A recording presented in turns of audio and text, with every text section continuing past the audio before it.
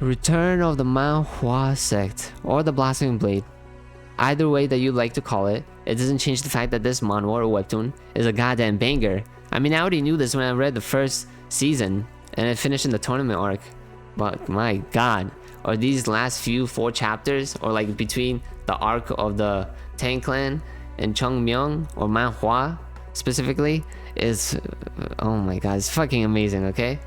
And I had to make this video, you know, I could not resist talking about these last few 4 chapters, especially the last few 4, because that's where the real juiciness comes in, you know, between Chungmyeong and the Tang Patriarch.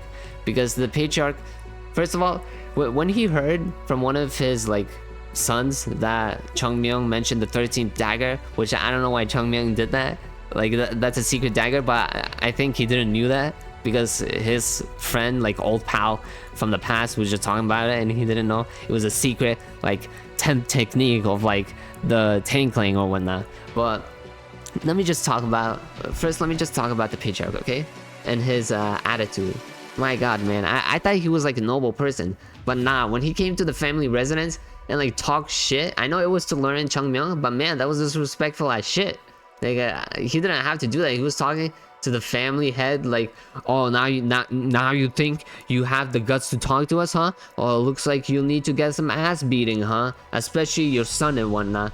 And at that point I was like, come on, man, Chungmyeong has to come in and stun on them. Like there's no other way. But man, nah, it's even better. When he came in, I don't know how this challenge happened. I think it was Chungmyeong who proposed it. It was like, if I survive 10 of your attacks, then you leave us be, or something like that. And man, after the Patriarch hit him with like the few 4 attacks with the dagger, he already realized that Chungmyeong was no joke, and that he already surpassed the idea of him being a genius. He's already like the top strongest just from those 4 attacks. And apparently, I don't know this, but everyone keeps calling him like the strongest right now. Like, is he the strongest like martial artist during the, like, at this point in time? Because I find that really surprising. I didn't think it was him, but they keep calling him the strongest or something like that, and I was like, damn, for real? Moving on, after those 4 attacks, or I think it was 4 attacks, I don't exactly remember, I'm pretty sure it was those 4 attacks, the Patriarch got really serious and he started attacking him more ferociously, especially during one of those attacks where it looked like the dagger cut his head off, but I knew it didn't cut his head off. But that's where the chapter ended, and that was fucking atrocious, man. Why would they do that? That was torturous, man. Reading every single one of these chapters, and like he blocks like 2 or 3 attacks, and then you're left with knowing what will happen next, because every single time it ends in a cliffhanger. And bro, one of these chapters he only blocked like 1 attack. Like, hello? Come on, man. How long are these chapters gonna be? And I looked at some of these comments, and they were complaining, which, I mean, yeah, it's understandable. But like, these chapters were pretty fire, so I don't know why they would keep saying, oh, this is somewhat boring, which it isn't. I mean, I didn't find it boring. I found it really amazing. I mean, I usually read like manhwas or webtoons in like bulk, so I wait until they're like 40 plus chapters or something like that. But this one I couldn't wait, and man, it was goddamn torturous, but thankfully I had the patience to wait, you know. And starting now, I'm not gonna read anymore. I'm just gonna wait until it's bulk, because I can't. My patience ran out, right? I have to wait, because I literally can't. Every single chapter I read, it's left in a cliffhanger, and that'll just ruin me, you know? So I'm just gonna wait until there's like a bulk of chapters and then start reading it again. But moving on, that's besides the point. When the dagger cut his head off, I knew it didn't cut him off, but what I thought was that he most likely catched it with his teeth, because there's like these scenes in like an anime, I don't remember what anime it was, and he like caught like a bullet with his teeth. I don't know if any of you guys know what that anime is, but I just remembered that scene. I was like, he probably catched it with his like jaw or something, with his teeth. And like right when I saw the next chapter, I was like, oh damn, I am right, he catched it with his teeth, and I'm over here the prophet.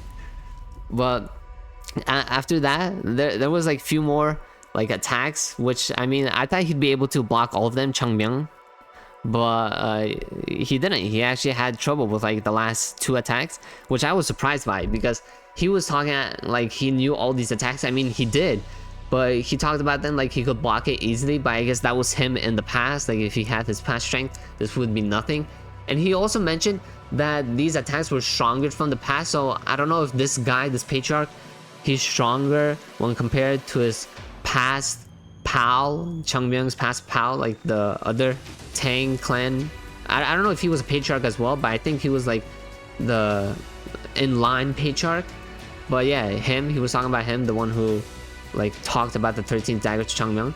Like he was talking as if this Patriarch's attacks was stronger than him. So I don't know, maybe it is stronger, but I just found that hard to believe, because in most cases in these like situations, usually like the past warriors are usually stronger and like the future ones aren't as strong because due to less wars and whatnot, so their fighting abilities degrade. But yeah, that was just one thought that I had. But besides that, after he blocked those last two attacks, those most dangerous ones, he called him a cheater, and I was confused. I was like, what? What are you on about? How did he cheat? Is it because he used two attacks and it seemed like weird because when he attacked the first one, the second one was behind the first dagger, so it didn't look like there were two daggers coming towards him? But nah, like when I scrolled down, damn, he had like a dagger in him. I was like, what? How'd that happen? And god damn, this panel, I was like, oh shit, what's going on? He's like, you little vermin. I thought he was talking to Changmyung. I was like, what? What'd he do? But nah, he was talking to his son, which that motherfucker, bro, he has no honor. Are you serious? Did you think the Patriarch will die? Obviously, Changmyung wouldn't kill him. I mean, he just threw the dagger because he thought he'd harm the Patriarch. I mean, obviously the Patriarch would get harmed. This is a battle. Come on. He has like no honor. He literally threw the dagger because he was afraid. Like, you don't get into the battle of these two spectacular masters, you know?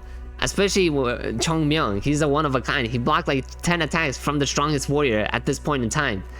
And when I saw that, when the dagger was in his body and he fell down, he called him a little vermin, and then he turned around and it was his son. I was like, oh damn, he's about to get the beating of a lifetime. And he did not hesitate, man. He was like, you piece of shit, and then literally just air palmed him into the wall and knocked his ass out. I was like, damn, your own son? But I guess he doesn't care because, well, he had no honor, like the Patriarch stated. And I was like, damn.